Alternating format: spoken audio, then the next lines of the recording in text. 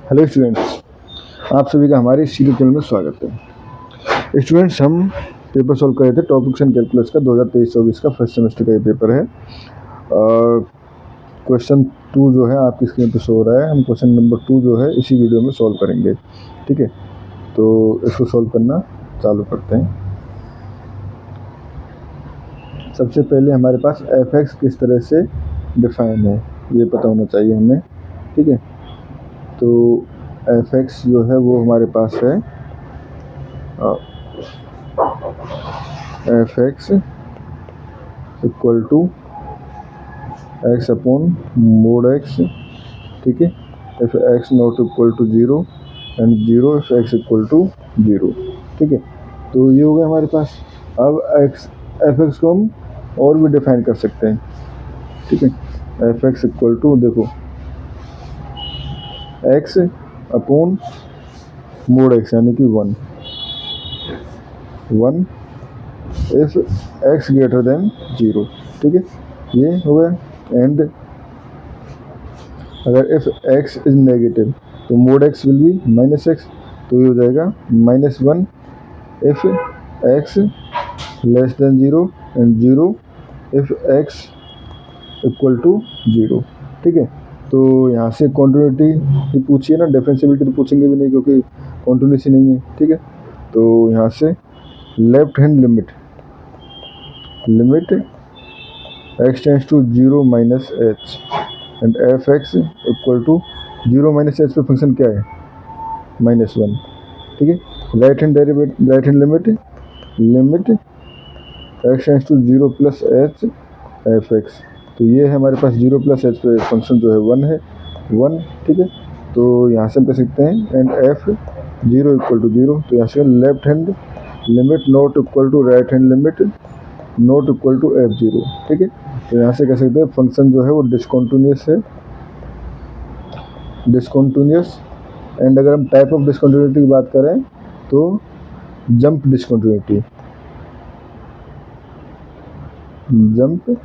Discontinuity and दोनों ही equal मतलब exist कर रही हैं, यानी discontinuity of first order of first kind. ठीक है, ये हो गया हमारे पास फर्स्ट पार्ट इसका सॉल्व। ठीक है, इसके बाद आते हैं हम nth डेरिवेटिव पे। तो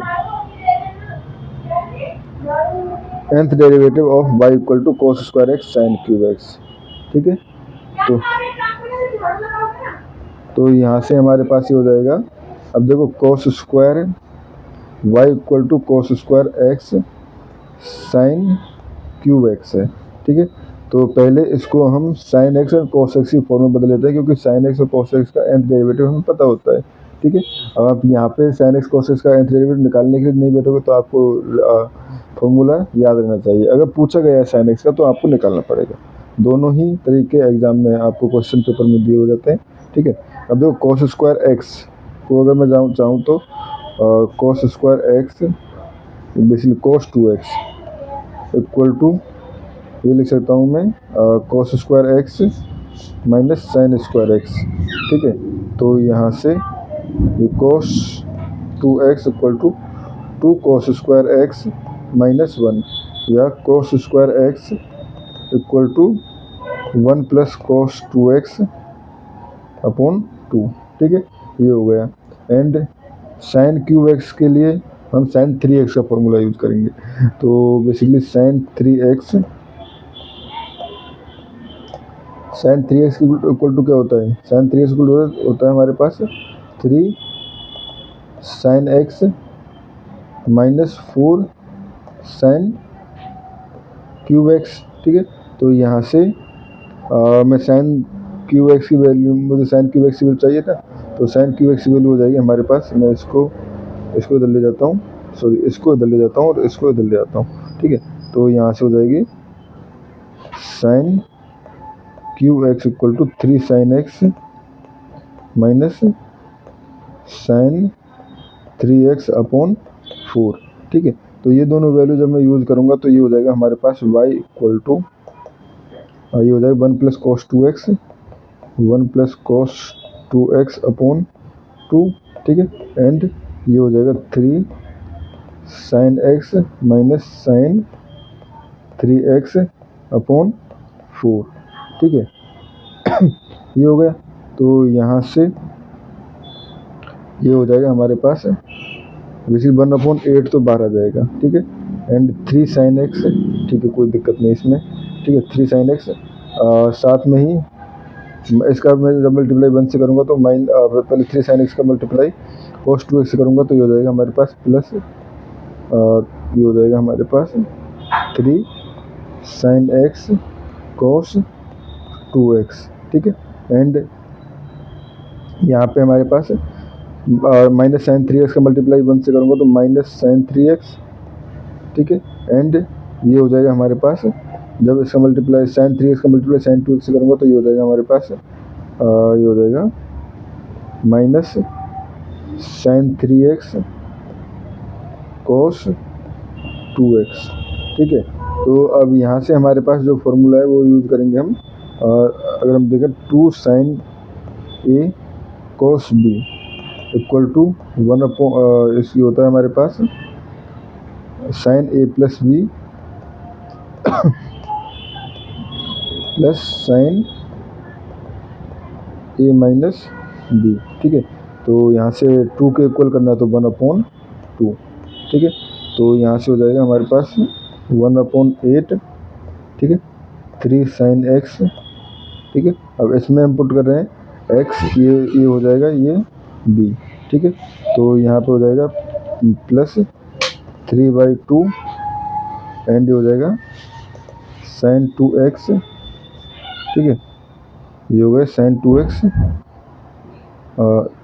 a plus b, sorry a plus b 3x हो जाएगा 3x, ठीक है।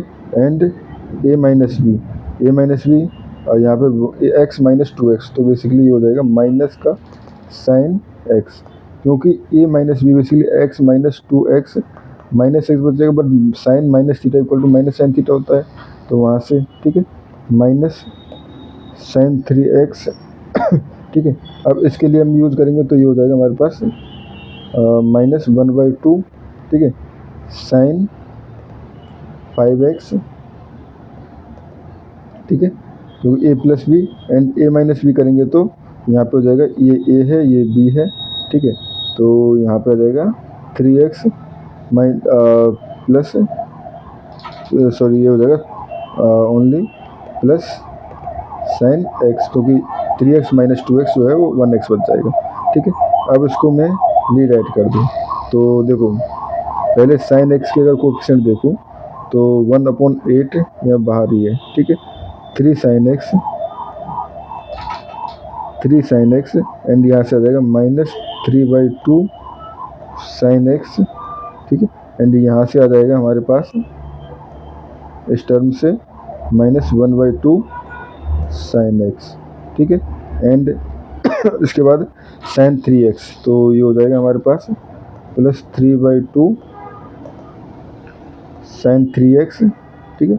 एंड माइनस साइन 3x, ठीक है, ये हो गया। एंड साइन 5x देखें तो ये ओनली यहीं पर है, ठीक है। तो ये हो जाएगा हमारे पास माइनस 1/2 साइन 5x, ठीक है।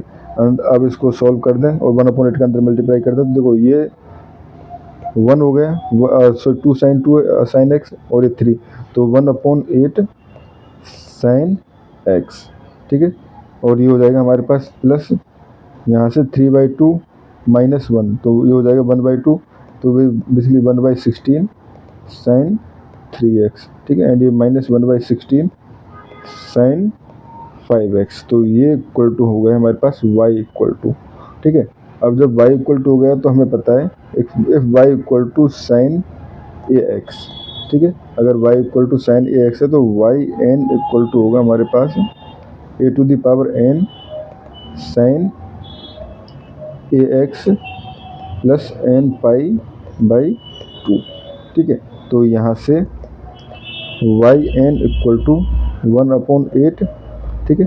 अब देखो यहाँ पे साइन x आ गया तो साइन यहाँ पे तो एक ही जगह 1 ही है, तो हो जाएगा sine x plus n pi by 2, ठीक है, प्लस 1/16 एंड 3 है तो 3 की पावर n, ठीक है, n टाइम डेरिवेट करें ना, तो 3 to the power n and हो जाएगा sine 3x plus n pi by 2 minus 1/16 and 5 to the power n and हो जाएगा sine 5x plus n pi by 2, ठीक है स्टूडेंट्स।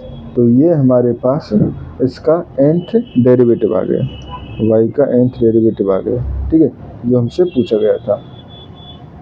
इसके बाद आते हैं हम सी पार्ट पे। सी पार्ट जो है वो है हमारे पास find the nth derivative of sorry if u equal to ये है सो दैट, ठीक है। तो इसको सॉल्व करने के लिए हमें ज़्यादा नीड भी नहीं है। अगर u इक्वल टू क्या है log x to the power 4 plus y to the power 4 upon x plus y. Students अगर आप आयलर थ्योरम भूल जाओ तो आप डायरेक्टली भी इसको प्रूव कर सकते हो, क्योंकि यहाँ पे क्वेश्चन में नहीं गिवन है कि यूजिंग आयलर थ्योरम आपको प्रूव करना है, ठीक है। तो पहले मैं सिंपली आयलर थ्योरम का यूज़ करूँ, क्योंकि आयलर थ्योरम के लिए ही क्वेश्चन ये पूछा जाता है इस तरह से, ठीक है। तो let z equal to e to the power u, z equal to e to the power u, तो e to the power u ले लिया तो बेसिकली हो गया x to the power 4 plus y to the power 4 upon x plus y, या इसको लिख सकता हूँ मैं x क्यूब, ठीक है। x to the power 4 basically common लूँगा तो ये क्या हो जाएगा, और नीचे से x कॉमन लूँगा तो इसको मैं लिख सकता हूँ x क्यूब, ठीक है। तो ये हो जाएगा 1 plus Y to the power 4 upon x to the power 4 upon 1 plus Y upon x, ठीक है। तो so it is homogeneous function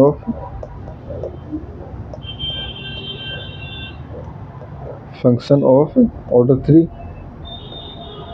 ठीक है, होमोजेनियस फंक्शन है ऑर्डर 3 का। So by Euler theorem, by Euler's theorem x del z upon del x plus y del z upon del y equal to 3 dot z, ठीक है। But z equal to क्या है, z equal to है e to the power u implies del z upon del x equal to e to the power u del u upon del x and del z upon del y equal to e to the power u del u upon del y।